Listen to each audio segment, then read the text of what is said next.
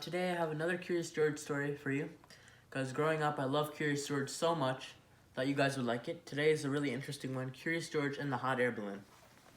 Okay, so this is George. George was a good little monkey and always very curious. George was on a trip with his friend, the man in the yellow hat. It was the end of their vacation and they wanted to make just 2 more stops. They were in South Dakota, and of course they had to go see Mount Rushmore. George had never seen anything like it. "These are like the faces of the 4 great presidents," a tour guide said. "George Washington, Thomas Jefferson, Theodore Roosevelt, and Abraham Lincoln." "Look," said a girl, "there's something crawling on George Washington's head." The tour guide explained that some workers were making repairs to the faces. George watched the workers. Then he saw a helicopter fly by. It was taking tourists for a close-up look. George thought that would be fun. "Maybe we can take a ride later," the man said, "but now we need to leave or we'll be late for the hot air balloon race." So they got back into their little blue car, and before long they came to a whole field full of hot air balloons. George was delighted to see such a big balloon. He liked their spots and stripes and stars, but his favorite had a picture of a bunny on it. It's the one with the bunny on it right there. One balloon was not yet up in the air. Its owner was hurrying to fill it as a newspaper reporter took pictures. The man with the yellow hat watched the balloon on the ground, but George watched the balloon in the sky. He was curious. Why didn't they all fly away? Then he saw the ropes.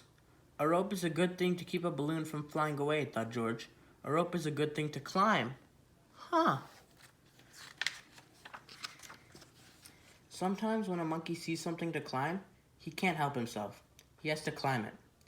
George thought he would climb just one rope quickly and then climb back down. But when George climbed up, there was no way to climb back down. The rope had come undone, and there was only one place to go. Up, up, up, the balloon went up, and George went with it. George flew higher and higher, and the people grew smaller and smaller. The man with the yellow hat was tiny. The newspaper reporter was too. And the owner of the balloon wasn't very big. But he was big enough for George to see that he was angry. George felt bad. He didn't mean to take the balloon. He didn't even know how to fly it. As the wind whisked away, he wished he had someone to help him. But he was all alone. George climbed into the basket. When he looked around, he found he wasn't alone after all. The race was on, and he was in the lead. Together, the balloons flew across the field and over the forest. Now George was having fun, but before he knew it, George was alone again, and all the fun was gone. Flying by himself high in the sky, George was frightened. How would he ever get down, he wondered. Oh, if only he hadn't climbed the rope. Suddenly, the wind changed, and George saw something familiar. He was excited. Someone was sure to help him now. In fact, there was someone right in front of him. It was one of the workers, and he saw he was stranded on George Washington's nose. George was so happy to see the worker, he didn't notice how happy the worker was to see him. Slowly, the balloon floated closer. Would it come close enough? It did.